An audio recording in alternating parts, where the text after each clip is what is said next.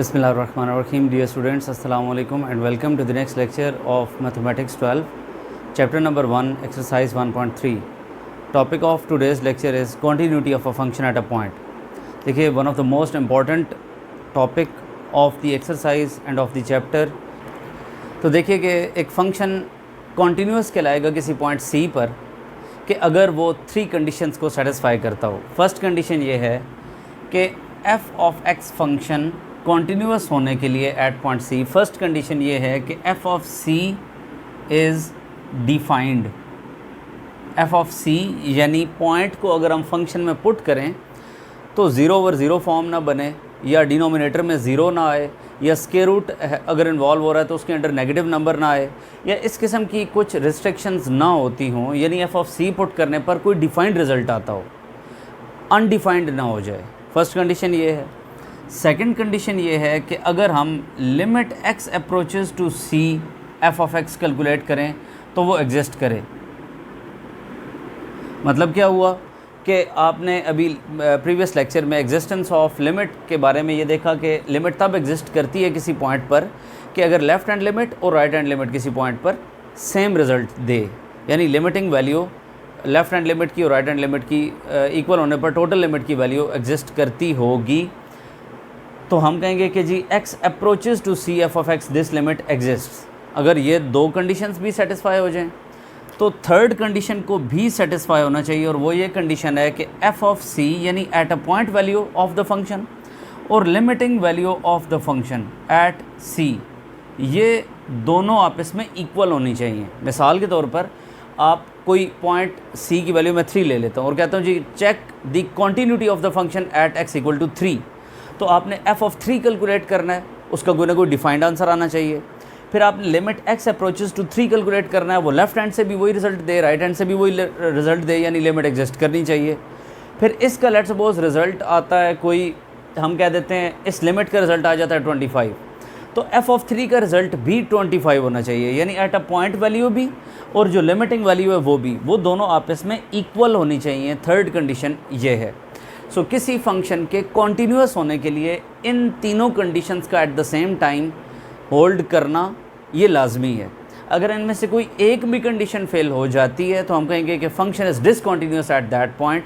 अब वो point C जो है वो आपको क्वेश्चन में डिफरेंट पॉइंट्स दे देगा, कहेगा कि चेक द कॉन्टीन्यूटी एट 2 और चेक द कॉन्टीन्यूटी एट -2 और check the continuity of the function at 5, या इस तरह से डिफरेंट वैल्यूज़ अगर वो देता है तो आपने फिर उसमें ये 3 कंडीशंस चेक करनी होगी कि अगर इनमें से कोई एक भी फेल हो रही है तो फंक्शन उस पॉइंट पर डिसकॉन्टीन्यूस, और अगर ये तीनों at the same time fulfil हो रही हैं तो आप कहेंगे कि function is continuous. So let's start exercise 1.4. तो देखिए जी, क्वेश्चन नंबर 2 है, discuss the continuity of f of x at x equal to C. अब C पॉइंट उसने 2 दिया हुआ है फर्स्ट पार्ट में. क्वेश्चन नंबर 2 के ओवरऑल 2 पार्ट्स हैं, एक पार्ट मैं आपको करवा रहा हूँ और एक पार्ट आपको होमवर्क में दे रहा हूँ. फर्स्ट पार्ट में देखिए फंक्शन f ऑफ x इस तरह से डिफाइंड है कि x जब लेस देन और इक्वल टू 2 होता है तो फंक्शन ये फॉर्म ले लेता है, और जब x ग्रेटर देन 2 होता है तो फंक्शन f ऑफ x ये फॉर्म ले लेता है. हमने इसकी continuity at c equal to 2 check करनी है कि ये 2 पर कॉन्टीन्यूस है कि नहीं है. तो अब इसमें आप देखिए तो लेफ्ट हैंड लिमिट और राइट हैंड लिमिट दोनों लिमिट्स कैलकुलेट करेंगे. अगर दोनों के आंसर सेम हुए तो फिर इसकी टोटल लिमिट एग्जिस्ट करती होगी, एक कंडीशन सेटिस्फाई. फिर f ऑफ 2 पर यानी एट अ पॉइंट उसकी वैल्यू को चेक किया जाएगा, वो एग्जिस्ट करनी चाहिए. और तीसरी कंडीशन कि लिमिटिंग वैल्यू और एट अ पॉइंट वैल्यू आपस में इक्वल होनी चाहिए. ये तीनों अगर सेटिस्फाई हो रही है तो फंक्शन कॉन्टीन्यूस है, और एक भी फेल हो रही है तो डिसकॉन्टीन्यूस है. तो चेक करते हैं जी. लेफ्ट हैंड लिमिट हमने कैलकुलेट की तो x अप्रोचेस टू 2, माइनस का मतलब क्या है, फ्रॉम लेफ्ट हैंड साइड.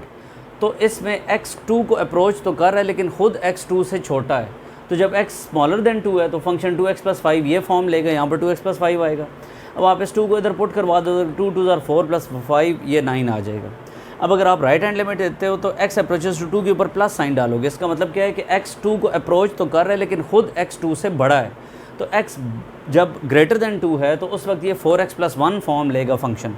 तो आपने यहाँ पर 4x + 1 लिया, और यहाँ पर जब ये आपने वैल्यू पुट की तो आपने देखा कि इसका आंसर भी 9 आ रहा है. अब आप देखिए तो इसकी लेफ्ट हैंड लिमिट और इसकी राइट हैंड लिमिट दोनों के रिजल्ट्स आपस में सेम है, दोनों के आंसर्स 9 हैं. तो हमने कह दिया total limit x approaches to 2 f of x is equals to 9. अब लिमिट तो एग्जिस्ट कर गई. सेकंड कंडीशन क्या है कि एट अ पॉइंट वैल्यू भी एग्जिस्ट करनी चाहिए. तो एट अ पॉइंट वैल्यू निकालने के लिए आपने x की वैल्यू 2 के इक्वल जब लेंगे तो फंक्शन 2x + 5 फॉर्म लेगा. अगर फ़र्ज़ कर लें ये इक्वल साइन इधर होता x इज़ ग्रेटर देन और इक्वल्स टू 2, तो फिर इक्वल के केस में एट अ पॉइंट वैल्यू के लिए ये फंक्शन लेते हैं। फिलहाल x इक्वल टू 2 है तो फंक्शन ये फॉर्म ले रहा है, लिहाजा हमने यहाँ पर 2x + 5 में x की जगह पर 2 पुट किया f(2) कैलकुलेट करने के लिए। तो अब इसका आंसर भी 9 आ रहा है। अब आप देख रहे हैं कि सेकंड कंडीशन भी फुलफ़िल हो गई है। थर्ड कंडीशन ये होती है कि लिमिटिंग वैल्यू और एट अ पॉइंट वैल्यू को आपस में इक्वल होना चाहिए। क्लियरली लिमिटिंग वैल्यू भी 9 है और एट अ पॉइंट वैल्यू भी 9 है, तो हमने लिख दिया कि since limiting value and at a point value both are equals to 9, therefore all 3 conditions for a function to become continuous at a point are satisfied, इसलिए आपने लिखा therefore F of X is continuous at c = 2। I think कि आपको ये question clear है। इसका first part मैंने आपको करवाया, सेकंड पार्ट इसी तरह से आप करेंगे और हम क्वेश्चन नंबर 3 की तरफ मूव करते हैं। देखिए तो क्वेश्चन नंबर 3 में एफ ऑफ एक्स फंक्शन आपको ये इस तरह से पीस वाइज डिफाइंड दिया हुआ है। इसमें कहता है जी कॉन्टीन्यूटी चेक करें एट x = -2। अब इसमें भी अगेन 2 पार्ट्स थे, एक था कि कॉन्टीन्यूटी चेक करें एट x = -2 और एक पार्ट था x = +2 पर कॉन्टीन्यूटी चेक करनी है। मैं आपको -2 पर खुद करवा रहा हूँ और +2 पर अगेन जिस तरह से हमने वहाँ पर की है वैसे ही आप यहाँ पर भी कर लेंगे। तो एक पार्ट मैं करवा के एक पार्ट आपको होमवर्क में दे रहा हूँ। वंस अगेन देखिए जी x = -2 पर आपने कॉन्टीन्यूटी चेक करनी है, तो पहला काम क्या है कि लिमिट चेक कर लें। अच्छा, इसमें सीक्वेंस चेंज भी हो सकता है, यानी जिस तरह से मैंने पहले आपको शुरू में बताया था लिमिटिंग वैल्यू एग्जिस्ट करे और eight a point value exist करे। आप पहले एक को चेक करें बाद में दूसरे को करें, या पहले दूसरे को कर लें बाद में पहले को कर लें, इससे कोई फ़र्क नहीं पड़ता। सो हम लिमिट पहले ही चेक कर लेते हैं। देख लीजिए कि लेफ्ट हैंड लिमिट जब हमने ली x अप्रोच कर रहा है -2 को, ऊपर माइनस का मतलब क्या है कि x -2 से स्मॉलर है, x इज़ स्मॉलर देन -2 के लिए फंक्शन 3x फॉर्म ले लेगा, लिहाजा यहाँ पर हमने 3x ले लिया। अब x में -2 जब आप पुट करेंगे तो ये -6 आ जाएगा। अब जब आप राइट हैंड लिमिट लेते हैं x अप्रोचेस टू -2 और ऊपर प्लस डालते हैं, तो इसका मतलब है कि x प्लस का मतलब ये है कि x खुद -2 से ग्रेटर है, बड़ा है। तो x is greater than -2, -2 is smaller than x, then x is greater than -2, तो फंक्शन फॉर्म x² - 1 लेगा, लिहाजा यहाँ पर x² - 1 आ जाएगा। अब आप जब -2 को इधर पुट करेंगे तो -2 का स्क्वायर +4 हो जाएगा और 4 - 1 3 हो जाए, 4 - 1 3 हो जाएगा। तो इस तरह से करके आप देख रहे हैं कि लेफ्ट हैंड लिमिट का आंसर -6 है और राइट हैंड लिमिट का आंसर 3 है। तो आप देख सकते हैं कि लेफ्ट हैंड लिमिट और राइट हैंड लिमिट दोनों के आंसर्स इक्वल ना होने की वजह से total limit at x approaches to -2 ये एग्जिस्ट नहीं करती। तो आप लिखेंगे कि function is discontinuous at x = -2।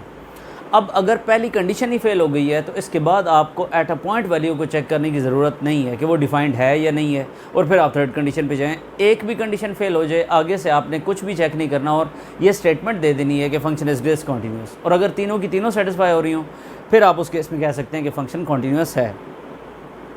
तो आप इसका सेकेंड पार्ट यानी जिसमें x = 2 पर कॉन्टीन्यूटी चेक करनी है वो आप ट्राई करेंगे। इसी तरह से हम क्वेश्चन नंबर 5 की तरफ मूव करते हैं। तो अब देखिए क्वेश्चन नंबर 5 में आपसे कहता है find the values of m and n so that the given function is continuous. कहता है कि फंक्शन कॉन्टीन्यूअस हो जाए, आपने इस तरह से m और n की वैल्यूज़ को फाइंड आउट करना है। तो आप जानते हैं कि लेफ़्ट हैंड लिमिट हम कैलकुलेट करें और राइट हैंड लिमिट कैलकुलेट करें तो इन दोनों के आंसर्स को इक्वल होना चाहिए कॉन्टीन्यूअस फंक्शन में, यानी लिमिट को एग्जिस्ट करना चाहिए। तो हमने लेफ्ट हैंड लिमिट कैलकुलेट की तो x अप्रोचेस टू 3 के ऊपर माइनस डाला, मतलब क्या है कि x 3 से स्मॉलर है, और जब x 3 से स्मॉलर होता है तो फंक्शन mx बन जाता है। तो फंक्शन mx बन गया, अब 3 इधर पुट किया तो 3m आ गया। अब अगर हम राइट हैंड लिमिट लेते हैं तो x अप्रोचेस टू 3 के ऊपर प्लस डालने का मतलब क्या है कि x 3 से खुद बड़ा है, अप्रोच 3 को ही कर रहा है लेकिन x इज़ ग्रेटर दैन 3, तो x ग्रेटर दैन 3 के लिए -2x + 9 फंक्शन ले लेंगे। अब 3 को इस जगह पर पुट करवाएं तो आपके पास आंसर ओवरऑल सिंप्लीफाई करके 3 आ रहा है। तो अब आप देख सकते हैं कि अगर हम चाहें कि फ़ंक्शन को कॉन्टीन्यूअस बनाएं तो उसके लिए फ़ंक्शन कॉन्टीन्यूअस तब होगा जब उसकी लेफ़्ट हैंड लिमिट और उसकी राइट हैंड लिमिट आपस में इक्वल होंगी। तो अगर हम इनके अंदर इनकी वैल्यूज़ पुट कर दें तो m की वैल्यू उसके थ्रू 1 आ रही है। तो अब इसमें अगर आपसे पूछा जाए कि टोटल लिमिटिंग वैल्यू फिर क्या आ रही है, क्या 1 आ रही है या 3 आ रही है, तो आप कहेंगे कि लेफ़्ट हैंड लिमिट और राइट हैंड लिमिट दोनों इक्वल होनी चाहिए, यानी m की वैल्यू मैं यहाँ पर 1 पुट कर दूँ तो लेफ़्ट हैंड लिमिट भी 3 है, राइट हैंड लिमिट भी 3 है, तो टोटल लिमिटिंग वैल्यू क्या है जी 3 है। तो अब f ऑफ 3 से मुराद क्या है, एट अ पॉइंट वैल्यू, जो दूसरी कंडीशन होती है कि eight a point value exist करनी चाहिए। तो x जब 3 के इक्वल होता है तो फंक्शन n बन जाता है, तो f ऑफ 3 का आंसर n के इक्वल आ जाएगा। अब ये सेकंड कंडीशन है। अब अगर हम थर्ड कंडीशन अप्लाई करें तो फंक्शन कॉन्टीन्यूअस कब होगा, जब उसकी लिमिटिंग वैल्यू और उसकी एट अ पॉइंट वैल्यू आपस में इक्वल हों। तो हमने लिमिटिंग वैल्यू क्योंकि 3 फाइंड की थी तो यहाँ पर 3 रखा, और eight a point value n find की थी तो n की इस तरह से वैल्यू आपके पास 3 आ रही है। आई थिंक कि क्वेश्चन नंबर 5 का फर्स्ट पार्ट जिस तरह से आपने किया है exactly 7 part second part sorry ऐसे ही हो जाएगा। तो आप वो होमवर्क में ख़ुद करेंगे। हम इस एक्सरसाइज के लास्ट क्वेश्चन की तरफ मूव करते हैं। देखिए जी, क्वेश्चन नंबर 6 है कि F of x function is defined such that if x अगर 2 के इक्वल नहीं होगा तो ये फंक्शन आ जाएगा, और अगर एक्स 2 के इक्वल होगा तो फंक्शन के इक्वल आ जाएगा। तो हमने करना क्या है कि find the value of k so that the function is continuous at X equal to 2। अब फंक्शन कॉन्टीन्यूस होना चाहिए, हमने वैल्यू ऑफ के फाइंड करनी है। देखिए एक्स 2 के इक्वल नहीं है तो चाहे इससे स्मॉलर है चाहे इससे ग्रेटर है, लेफ़्ट हैंड अलग और राइट हैंड अलग कैलकुलेट करने की कोई ज़रूरत नहीं है। अगर ये कहता ना एक्स इज़ ग्रेटर दैन 2 तो फिर अलग फॉर्म है, और एक्स इज़ स्मॉलर दैन 2 और फिर कोई फंक्शन अलग से फॉर्म ले रहा होता तो हम लेफ़्ट हैंड और राइट हैंड लिमिट अलग अलग कैलकुलेट करते।